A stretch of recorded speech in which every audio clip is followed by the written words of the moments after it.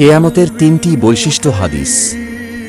হযরত আব্দুল্লাহ ইবনে মাসউদ রাদিয়াল্লাহু আনহু থেকে বর্ণিত, রাসূলুল্লাহ সাল্লাল্লাহু আলাইহি ওয়াসাল্লাম বলেছেন, কেয়ামত সংঘটিত হবে না যতক্ষণ না পৃথিবীতে আল্লাহ আল্লাহ বলার মতো কেউ অবশিষ্ট থাকবে।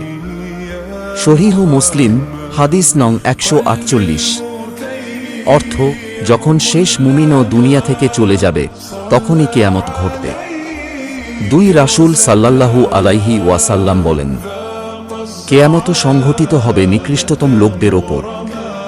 সহিহ মুসলিম, হাদিস নং 2940। নিকৃষ্ট লোক বলতে এখানে ঈমানহীন কাফেরদের বোঝানো হয়েছে। 3 নবী সাল্লাল্লাহু আলাইহি ওয়াসাল্লাম বলেছেন, একটি ঠান্ডা বাতাস আসবে যা প্রত্যেক মুমিনের প্রাণ কবজ করে নেবে, তারপর কেয়ামত সংঘটিত হবে।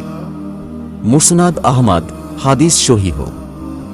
সারসংক্ষেপ, কোনো সত্যিকার মুসলিম কেয়ামত দেখবে না। কেয়ামতের আগে আল্লাহ তাআলা সব মুমিনের রূহ তুলে নেবেন। কেয়ামত ঘটবে শুধু কাফের ও নিকৃষ্ট লোকদের ওপর।